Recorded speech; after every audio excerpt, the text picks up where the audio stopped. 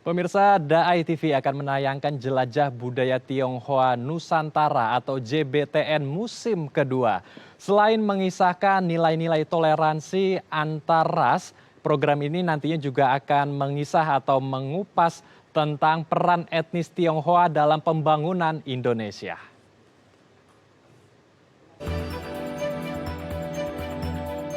Sejak 24 Juni 2022, Daai TV menayangkan program Jelajah Budaya Tionghoa Nusantara atau JBTN. Program ini memberikan pandangan bagi pemirsa tentang akulturasi masyarakat Tionghoa di seluruh Nusantara dengan budaya masyarakat setempat. Produser JBTN Sabto Agus Irawan menjelaskan program JBTN tidak hanya mengupas tuntas akulturasi budaya Tionghoa dengan budaya lokal, namun juga memotret nilai-nilai toleransi antar etnis di tengah masyarakat Indonesia yang sangat beragam. Selain itu, program JBTN 2 fokus pada tema besar peran masyarakat Tionghoa pada masa lalu dan masa kini bagi kemajuan Indonesia. Nantinya program JBTN 2 akan dibuka dengan episode perdana bertajuk Warisan Keragaman Singkawang yang diproduksi di Kalimantan Barat.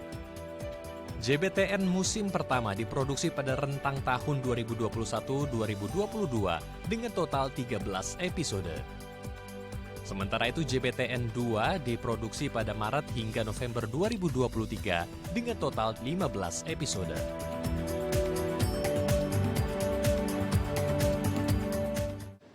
Ya, untuk membahasnya lebih lanjut, kita telah bersama dengan Bapak Chandra Jap selaku Sekjen dari INTI atau Indonesia Tionghoa dan juga ada Mbak Mika Wulan selaku Public Relation Manager Daai TV dan nanti juga akan bergabung dengan kami ada Sabto Agus Irawan selaku produser dari JBTN. Kita akan menyapa terlebih dulu narasumber kita hari ini. Ada Pak Chandra. Selamat siang Pak Chandra, apa kabar Pak? Pak Andrew, senang sekali bisa datang lagi ke sini. Sehat-sehat selalu, sukses selalu. Luar biasa. Selanjutnya ada Mbak Mika. Mbak Mika, apa kabar? Baik, terima kasih banyak. Terima kasih. Baik, kita akan langsung saja berdiskusi tentang program seri dokumenter Daai TV, yaitu JBTN ya, Jelajah Budaya Tionghoa Nusantara. Saya akan memulainya ke Mbak Mika. Mbak Mika, ini sudah dibuka kembali atau sudah memasuki musim kedua ya JBTN. Apa yang membuat Daai TV untuk terus membuat program seri dokumenter ini sehingga ini menjadi sebuah hal yang penting untuk dibagikan kepada masyarakat? Jadi dari Daai TV sendiri awalnya kita pengen kita kan punya visi ya untuk punya toleransi, meningkatkan toleransi di Indonesia yang beragam ini. Jadi sebenarnya awal pemikiran program Jelajah Budaya Tionghoa itu dari ini gitu. Dan kita lihat di setiap kota itu semuanya punya nilai-nilai dan punya contoh-contoh kecil ya dari beragam etnis yang kemudian berakulturasi, membentuk tradisi baru dan kemudian juga bisa rukun, bisa harmonis gitu dalam kehidupannya. Jadi itu yang sebenarnya pengen kita dokumentasikan jadi keindahan dari keberagaman itu yang pengen kita dokumentasikan dalam program Jelajah Budaya Tionghoa ini. Gitu. Oke. Baik, tapi mungkin banyak pemirsa di rumah yang masih belum mengerti sebetulnya seri dokumenter JBTN ini apa sih dan bagaimana juga proses mungkin kreatifnya ya, proses pembuatan hingga sampai akhirnya program ini dibuat panjang begitu Mbak, karena kan untuk membuat sebuah dokumenter tidak mudah begitu. Apa sebetulnya yang mendasari Daai TV untuk membuat program ini Mbak?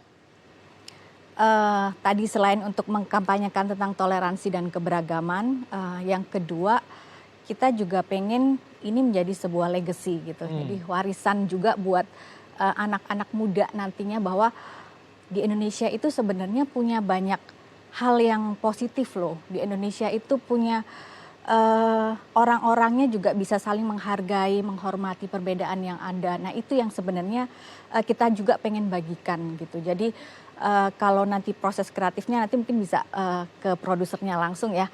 Jadi kalau untuk secara umum itulah sebenarnya kita pengen mempromosikan toleransi dan keberagaman gitu. Oke, jadi ingin membagikan nilai-nilai toleransi, betul. keberagaman dan juga persatuan kita ya. Karena ini kan Indonesia begitu Betul. sangat kaya dengan agama, budaya, ras dan lain-lain. Oke, saya beralih ke Pak Chandra. Pak Chandra mungkin juga sudah melihat beberapa tayangan atau video dari JBTN yang pertama ya. Dan yang kedua, JBTN musim kedua ini Pak Chandra juga ikut dilibatkan. Ya. Nah, boleh diceritakan Pak Chandra ini dilibatkan di bagian apa dan dari perspektif Pak Chandra bagaimana Pak tanggapannya dengan JBTN yang digarap oleh Dai TV?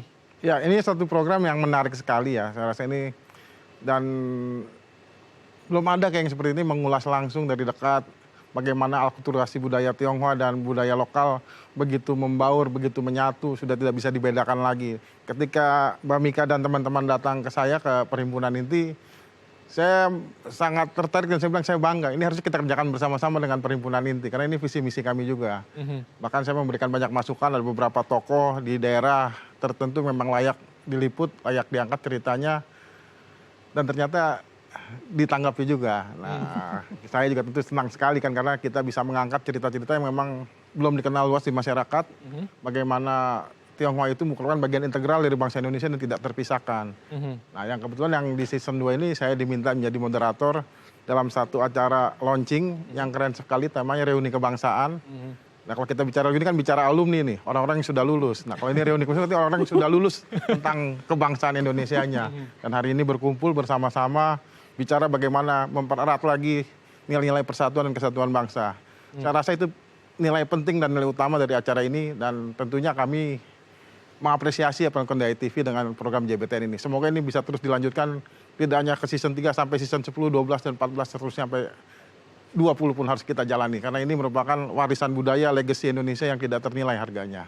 Baik, jadi ini menjadi sebuah warisan budaya Nusantara yang tidak ternilai harganya. Saya kembali lagi ke Mbak Mika. Tadi sudah diulas juga sama Pak Chandra bahwa hari ini juga ada launching seri dokumenter JBTN 2 plus reuni kebangsaan. Luar biasa Mbak Mika. Ini seperti apa konsepnya reuninya dan mengapa harus diadakan reuni ini? Apa tujuannya Mbak Mika?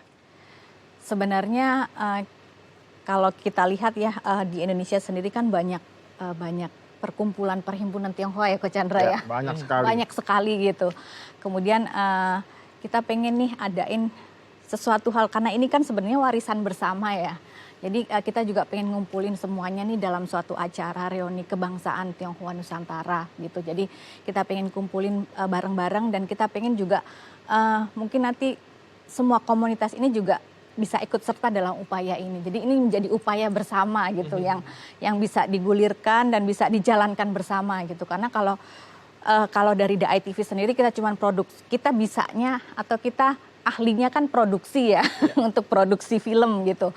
Cuman untuk penyebarannya, untuk nanti sosialisasi promosinya itu juga kita perlu menggandeng berkolaborasi dengan banyak pihak. Itu makanya kemarin juga salah satu kita senang sekali ya di Inti langsung menyambut baik gitu. Bahkan mungkin ada pemutaran film di beberapa kota ya Ko Chandra ya. Akan lakukan di beberapa kota, nanti Inti daerah akan membuat hal serupa seperti hari ini di Jakarta.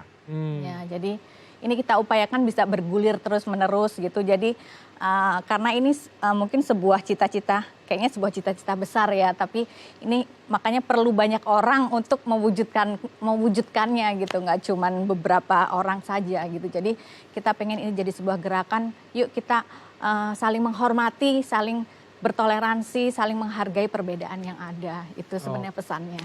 Luar biasa. Jadi ini seperti upaya kolektif untuk menggaungkan nilai-nilai toleransi, tenggang rasa dan persatuan kita. Seperti semboyan kita ya. Bhinneka Tunggal Ika. Luar biasa. Kalau boleh tahu Mbak Mika untuk menggaungkan ini lebih luas lagi dan lebih banyak lagi. Saat ini sudah ada dari komunitas atau organisasi mana aja yang ikut tergabung dalam launching atau penyebaran dari seri dokumenter JBTN 2 ini? Oke. Kalau dari kolaborator selain dari Inti kita ada PSMTI juga, kemudian dari PTKI Perhimpunan Tionghoa Kalimantan Barat, Cinciang, kemudian ada beberapa komunitas-komunitas juga yang kita nggak sebutkan mungkin Dari HK. Ko Chandra ya HK ya, ada beberapa lagi. Tapi yang berkomitmen dari awal memang empat perhimpunan ini dulu gitu. Tapi kita pengen sebarin lagi, ayo gerakin lagi gitu, aksi lagi ya Ko Chandra ya ini. Ini milik kita bersama, milik bangsa Indonesia. Oke, luar biasa. Jadi ada begitu banyak tokoh dan juga organisasi tentunya yang dilibatkan juga untuk menggaungkan nilai toleransi dan tenggang rasa kita. Baik. Dan mungkin nggak cuma dari Tionghoa saja ya. Jadi kita juga rangkul beberapa pihak. Jadi ini sebenarnya bukan milik etnis Tionghoa saja loh, tapi ini milik Indonesia. Indonesia. Jadi kita pengen tidak hanya, maksudnya semua etnis, semua institusi mungkin juga bisa terlibat gitu. Jadi tidak hanya dari yang Tionghoa saja gitu. Baik, jadi lintas budaya ya, lintas ras, etnis, jadi tidak memandang perbedaan lah ya. Karena sekali lagi Indonesia ini kan berbagai macam suku, agama, ras ada ya. Tetapi kita harus tetap satu, seperti Bhinneka Tunggal Ika. Baik, mungkin pemirsa juga penasaran ya bagaimana proses kreatif pembuatan dari seri dokumenter JBTN yang musim kedua ini. Nah, nanti kita akan langsung bertanya kepada produsernya usai jeda, tapi pemirsa untuk itu tetap bersama kami di Halo Indonesia.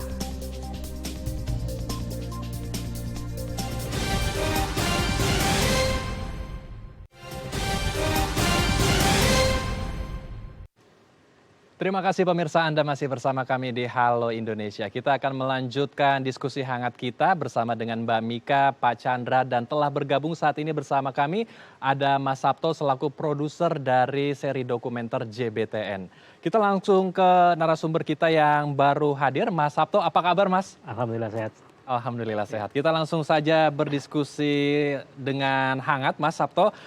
Tadi kita sudah banyak sedikit mengulas tentang JBTN, apa pondasi dasarnya untuk dibuat, kemudian bagaimana caranya agar bisa menguatkan persatuan kita dengan seri dokumenter ini, dan mungkin banyak juga yang bertanya-tanya, seperti apa sih Mas Sabto proses pembuatan dari praproduksi sampai pasca produksi? Karena kan untuk pembuatan dokumenter ini kan pasti tidak mudah ya. Ada begitu banyak hambatan, tantangan, dan rintangan. Dan riset juga yang kuat yang juga dilakukan oleh Pak Chandra tadi sudah diulas. Bagaimana Mas Sabto untuk proses kreatif dalam pembuatan dokumenter ini? Jadi dokumenter Jelajah Budaya Tionghoa sekarang sudah memasuki season kedua ya.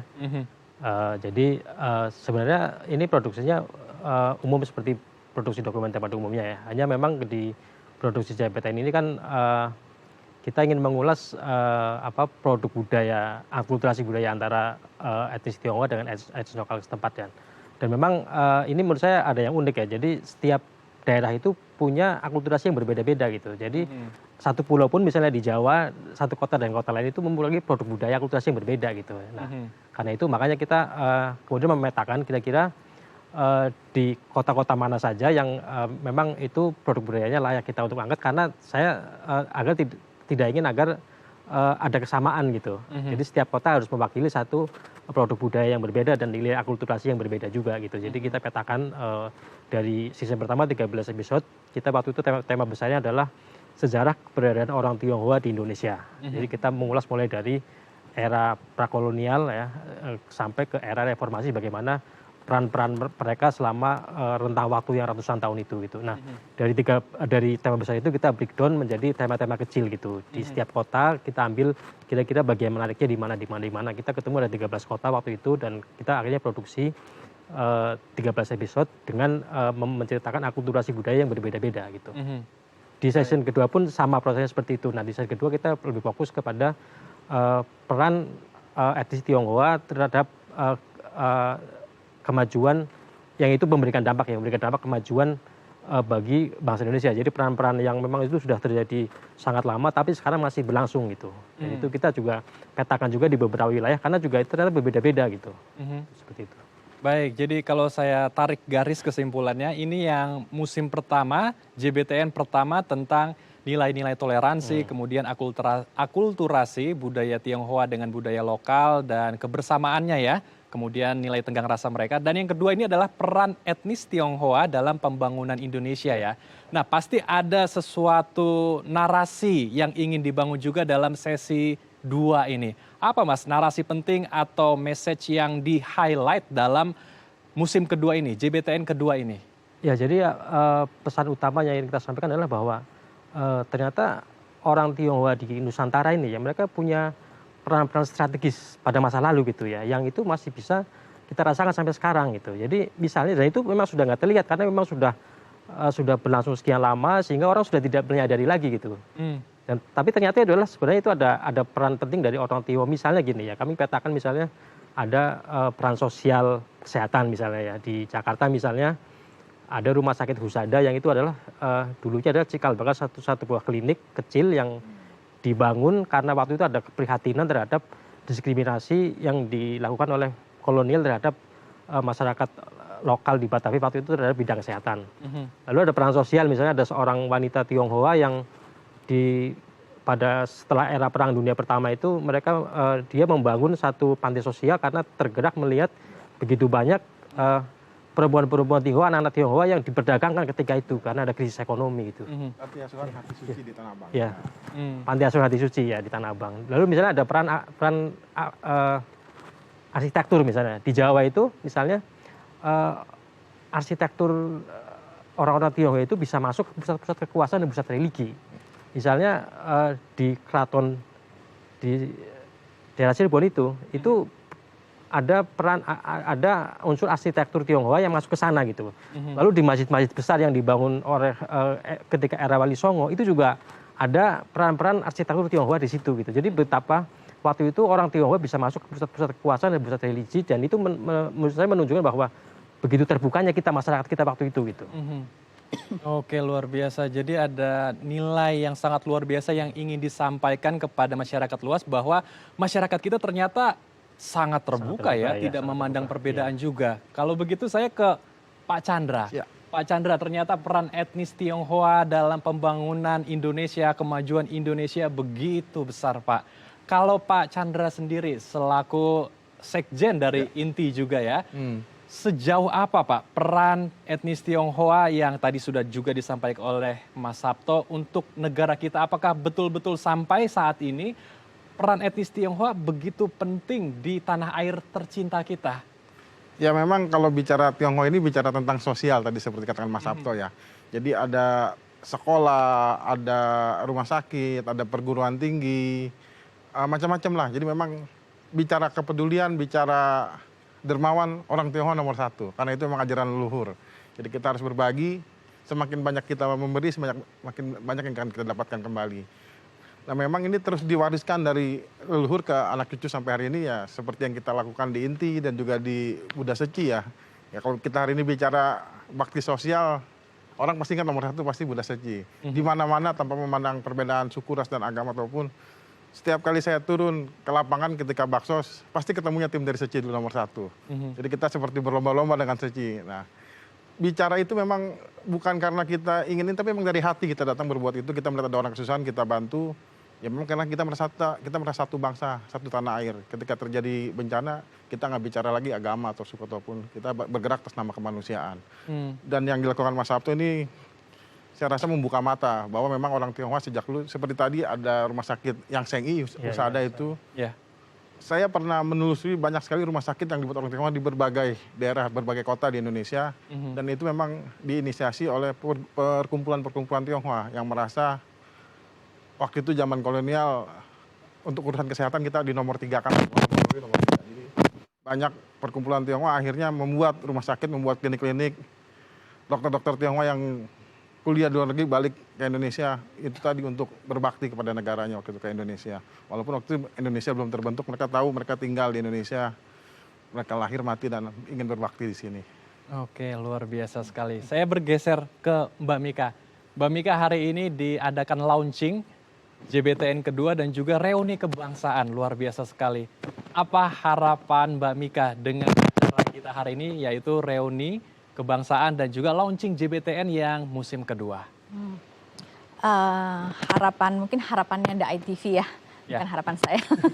Jadi harapan kita pengen sih event launching ini bisa semakin mempromosikan nilai-nilai tadi ya, toleransi, kemudian keberagaman, persatuan, itu kita bisa semakin promosikan lebih luas lagi, karena yang hadir kan juga banyak ya, yang hadir juga banyak, dan dari banyak komunitas, banyak orang-orang yang bergerak juga di bidang kebangsaan, bergerak juga di bidang sosial, di bidang bahkan ada juga yang di pemerintahan, yang pernah di pemerintahan. Kita hari ini kita undang banyak sekali narasumber yang bisa berbagi ya, untuk yang hadir di acara launching ini. Jadi kita berharap bahwa nantinya apa yang kita buat ini, film yang kita buat ini bisa disebarkan juga oleh semua hadirin, dan mungkin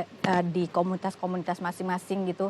Dan kita sangat terbuka juga untuk berkolaborasi, misalkan mau diputarkan di komunitasnya boleh gitu. Jadi kita juga pengen, karena kita membuat film ini kan sebenarnya juga untuk legacy dan juga untuk bisa dilihat ya oleh banyak orang. Jadi semakin banyak yang melihat, semakin banyak yang bisa terinspirasi mungkin nanti, dan itu bisa menjadi satu kesadaran bersama ya.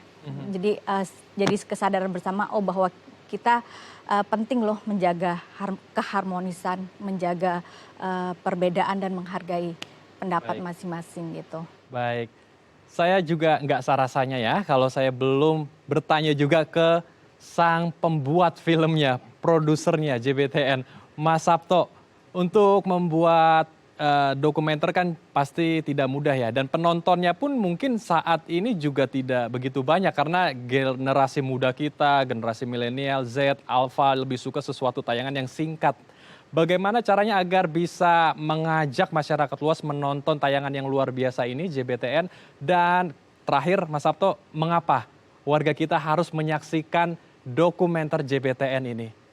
Ya, jadi memang dokumenter ini punya segmentasi penonton tersendiri gitu ya. Jadi kalau tadi dibilang bahwa generasi muda tidak terlalu suka penonton film dokumenter, saya rasa kurang tepat juga gitu. Karena komunitas dokumenter itu banyak sekali, dan apa yang kita lakukan untuk membuat agar film ini juga menarik, tentunya adalah karena film adalah audiovisual ya, jadi media visual, maka tentu aspek visual itu harus kita garap dengan secara serius gitu. Jadi makanya kita kalau pergi ke satu kota, tentu di situ ada aspek visual yang menarik. Nah itu yang kita highlight untuk agar supaya aspek visualnya menarik dulu nih.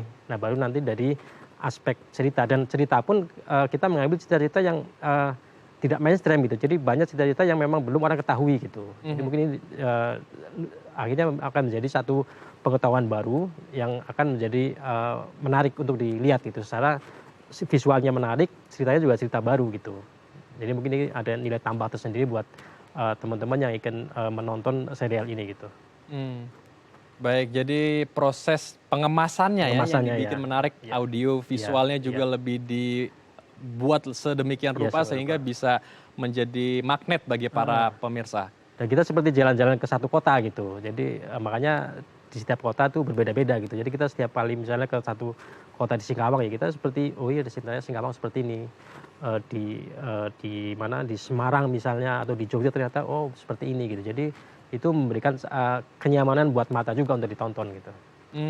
Oke, luar biasa. Nah kalau untuk bisa membuat gambar atau video yang menarik, tentu juga harus tempatnya yang menarik agar bisa menjadi magnet bagi orang yang menonton ya.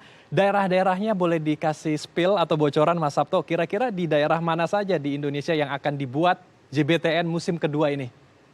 Jadi yang musim kedua ini kita ada pergi beberapa kota ya. Jadi ada ke Bangka Belitung, itu juga sangat menarik gitu ya. Lalu ada ke Kalimantan Barat tuh ada 2 kota, ada Singkawang dan satu kota pertambangan kuno ya, Monterado, itu juga menarik. Lalu juga kalau di Singkawang menarik karena di waktu itu ada momen Cap Gomeh ya, jadi ada atraksi budaya yang saya rasa sangat atraktif dan sangat menarik.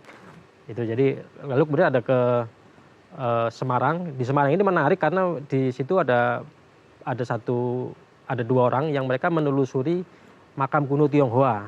Makam kuno Tionghoa yang itu memang sebenarnya sudah hilang gitu, tapi kemudian telusuri lagi diketemukan kembali, dan itu menjadi sumber pengetahuan baru untuk pendokumentasian tentang keberadaan orang Tionghoa khususnya di Semarang gitu ya. Lalu misalnya kalau kita pergi ke beberapa kota di Jawa, misalnya kayak ke Kudus, ke Demak, ke Jepara, kita akan menyaksikan masjid-masjid kuno yang dibangun di era Wali Songo, yang itu arsitekturnya ada campur tangan dari orang Tionghoa di situ gitu. Jadi itu satu penggambaran visual yang menurut saya sangat menarik. Dan di situ juga biasanya kami juga akan tampilkan juga kesenian tradisi di situ gitu. Jadi misalnya di kota Cirebon misalnya kita tampilkan misalnya tari topeng gitu misalnya ya. Lalu misalnya di Jogja misalnya ada tari-tari Jawa, itu di Solo juga ada tari-tari Jawa. Jadi setiap kota kita berusaha menampilkan satu tari tradisi atau kesenian tradisi yang bisa kita angkat gitu. Oke, baik. Jadi menampilkan cerita-cerita yang luar biasa di daerah dengan ikon-ikon yang sangat kental ya, oriental, supaya bisa menggambarkan juga begitu kayanya budaya kita. Tetapi tetap seperti yang tadi Mas Sabto katakan, kita ini sangat terbuka, kita ini sangat toleransi dan menjunjung tinggi tenggang rasa ya. Karena sekali lagi kita Indonesia, meskipun kita berbeda-beda, kita tetap satu jua. Terima kasih Mas Sabto telah bergabung bersama kami, Pak Chandra dan Mbak Mika. Terima kasih teman-teman telah bergabung bersama kami di Halo Indonesia. Salam sehat semuanya. Baik pemirsa, usai jeda kami akan mengajak Anda melihat Masjid Kaban Jahe di Sumatera Utara. Informasinya usai jeda, tetap di Halo Indonesia.